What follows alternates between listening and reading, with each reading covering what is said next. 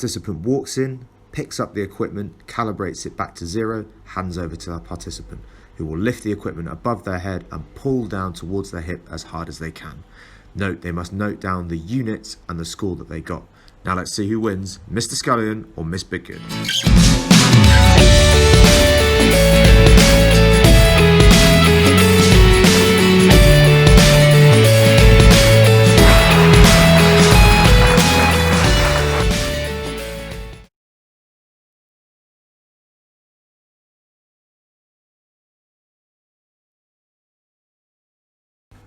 For the 1 minute press up test, the participant must see how many press ups they can do in 1 minute.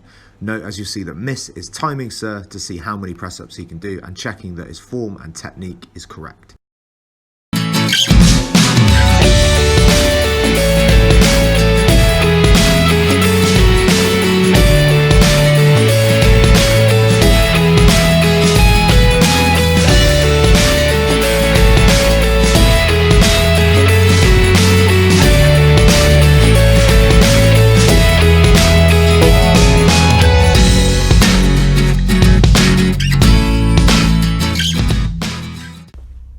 For this test, it is important that the participant removes their shoes before the beginning of the test. Once done that, they'll put their feet flat up against the sit and reach box and then reach forward as far as they can, sliding the slider to as far as they can reach. They must then note down their score in centimetres.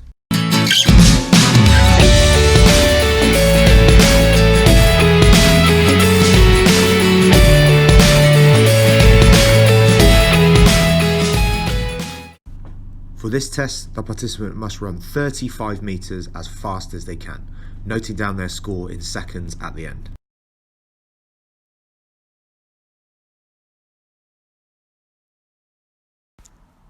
In order to ensure reliability, it is important that the cones are measured out in exactly as shown on the video.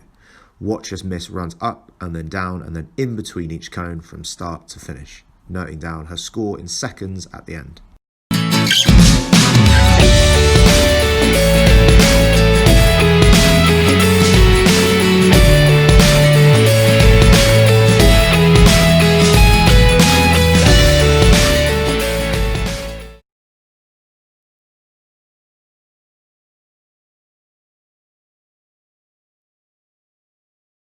The multi-stage fitness test asks participants to run between 20-metre markers before the beep comes. As the levels increase, the beep becomes more frequent and therefore asks the participants to run faster and faster. They stop when they become physically exhausted or if they fail to make the marker before the beep comes. Watch as Sir tries his hardest to complete. Start level 1, 1.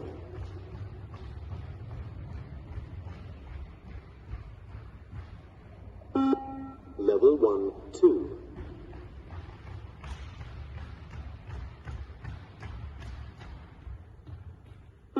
Level 1, 3.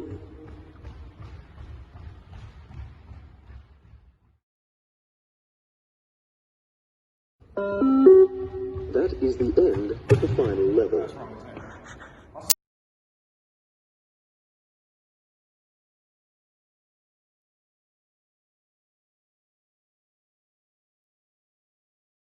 Watch Miss complete the forestry step test by stepping up and down onto a bench in time with a metronome. After watching the test, look carefully at the post-test procedure that she must do to calculate her VO2 max.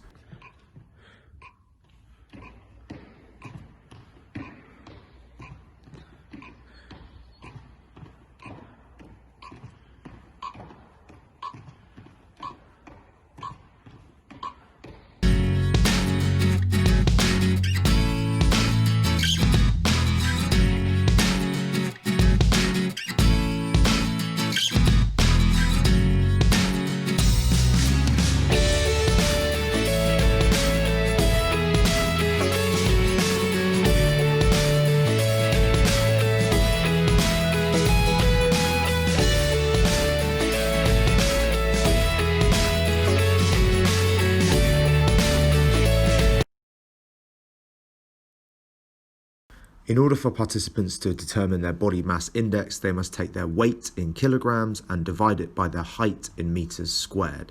This then gives them a score, and they are ranked on a body mass index from underweight up to extremely obese. Note, however, that the reliability of this test is affected because it does not take into account athletes like rugby players shown here who have a high muscle mass which affects their weight. Therefore, it would suggest that they are extremely obese, whereas in actual fact they just have a high muscle mass. The BIA test requires participants to wear electrical nodes on their right wrist and right ankle. An electric impulse is then passed between those nodes and a recording is taken. This works because electrical impulses pass faster through fat than they do through muscle, and therefore gives the participant a reading of how much fat mass they have compared to fat-free mass.